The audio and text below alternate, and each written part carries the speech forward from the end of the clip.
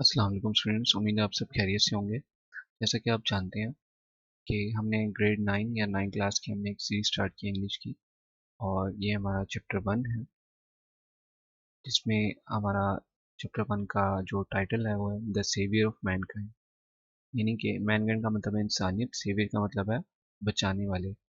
यानी कि इंसानियत को बचाने वाले, इंसानियत को निजात दिलाने वाले, इंसानियत के निजात दहिंदा, इससे बचाने वाले, गुमराही से बचाने वाले। ठीक है, और ये हमारा फर्स्ट पैराग्राफ है। हम इसको रीड करेंगे अभी, लेकिन इसकी ट्रांसलेशन से पहले हम इसके मीनिंग्स एक दफ़ा पढ़ते हैं, ताकि आप लोगों को ट्रांसलेशन करने में इजी हो। अब मैं तो आपसे ये रिक्वेस्ट करूँगा कि इसको आप यहाँ पे ऐसे स्क्रीनशॉट ले लें, और फिर यहाँ पे ऐसे स्क्रीनशॉट ले लें।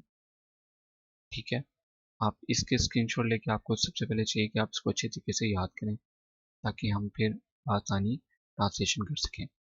ये दिए हुए हैं वर्ड्स, और इन वर्ड्स के ये दिए हुए हैं सिनोनिम्स यानी मुतरादिफ, यानी कि एक जैसे अल्फाज अंग्रेजी में दिए हुए हैं, और ये उर्दू में मतलब दिए हुए हैं इन वर्ड्स के।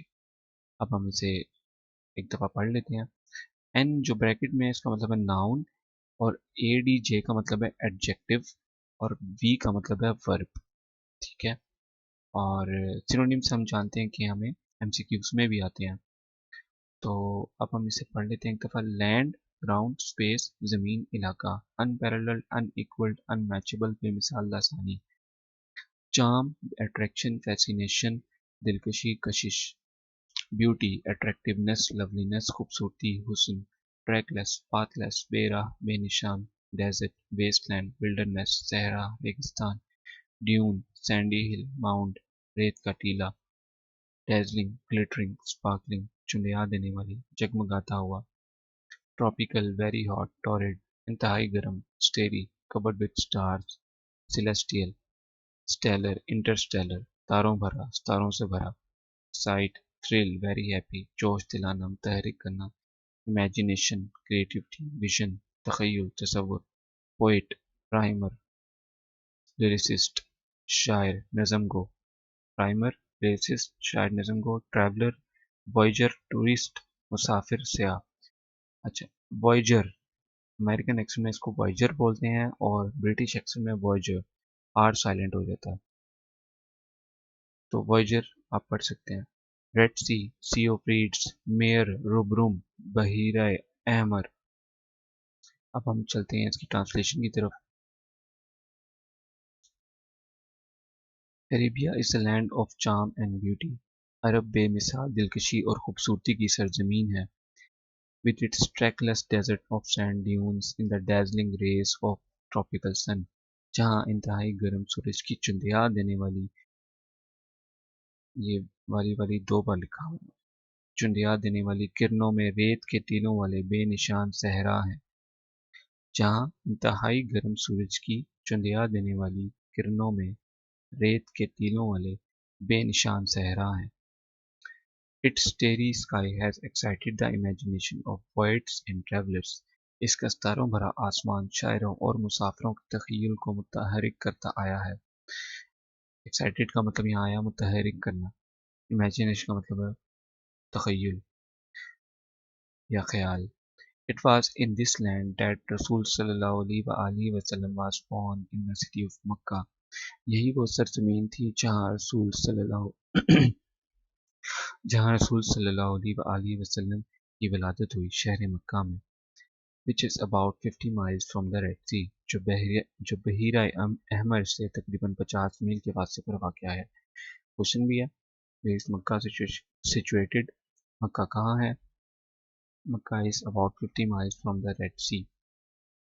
ये मैंने मस्जिदुल हराम की एक तस्वीर ऐड की है 1887 की, जस्ट आपको दिखाने के लिए, क्योंकि अब तो आपको पता है पॉपुलेशन बहुत ज़्यादा बढ़ गई है, तो उन्होंने बहुत ज़्यादा एक्सपेंड किया। उस वक्त तो ज़ाहिर है आबादी भी बहुत कम थी। तो अच्छा, उसके बाद ये है रेड सी। अच्छा, ये सऊदी, अगर आप वर्ल्ड मैप देखेंगे तो ये है सऊदी अरब, ये है इजिप्ट, जिसको उर्दू में मिस्र कहते हैं, ये सूडान, ठीक है। और ये बीच में आ रहा है क्या, ये है रेड सी, बहीर अहमर जिसको बोलते हैं, ठीक है। ये यमन, ओमान, ये ईरान और ये है साइड, ये पाकिस्तान और ये अफगानिस्तान। तो रेड सी यहाँ पे आता है, ठीक है। अच्छा, अब वैसे बताता हूँ आपको, रेड सी को रेड सी क्यों कहा जाता है। ये रेड सी में ना एक बैक्टीरिया पाया जाता है। तो वो बैक्टीरिया जब अकेला होता है तब तो कोई मसला नहीं हमें उस बैक्टीरिया से, लेकिन जब वो ज़्यादा सारे बैक्टीरिया इकट्ठे हो जाते हैं ना, और ऐसा कभी कभार होता है, ठीक है। तो वो जब इकट्ठे हो जाते हैं उधर इस जगह पे, या मतलब रेड सी में किसी भी जगह पे वो बैक्टीरिया होते हैं, और वो जब ज़्यादा सारे इकट्ठे हो जाते हैं तो वो जब ऊपर से आप देखते हैं तो वो लाल रंग नज़र आता है। तो बस उसी मुनासबत से जो है ना, इसको रेड सी कहा जाता है। और ऐसा मैंने आपको बताया कि हर वक्त नहीं होता, कभी कभी होता है, ठीक है। बस इसी मुनासबत से उसको रेड सी कहा जाता है। मज़ीद मालूमात फिर आप जानते हैं कि आप सर्च कर सकते हैं, अगर आप जानना चाहें इंटरेस्टेड, या मुझे कमेंट्स में बता दें, मैं भी आपको बता सकता हूँ। अलग से वीडियो बना सकता हूँ रेड सी पे, जैसे आप कहेंगे। और कोई भी सवाल हो आप ज़रूर काइंडली मुझसे पूछिएगा। इसके बाद हम होमवर्क देख लेते हैं। होमवर्क आपने सबसे पहले इसके मीनिंग्स याद करने हैं अच्छी तरीके से, और सिनोनिम्स भी याद करने हैं।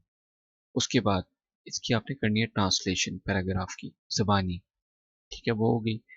जब वो भी कर ली, फिर आपने एक दफ़ा ट्रांसलेशन लिखनी है उसकी, ठीक है। और फिर आपने लिख के फिर आपने उसको चेक करना और मिस्टेक्स निकालनी है।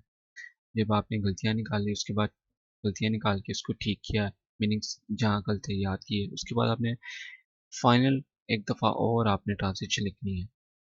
तो ये आपने लिख के फिर चेक करनी है, और इंशाल्लाह ताला इसके बाद आपको ये ट्रांसलेशन मीनिंग भूलेंगे नहीं, ठीक है। आपका बहुत शुक्रिया, अपना ख्याल रखिए, अल्लाह हाफिज़।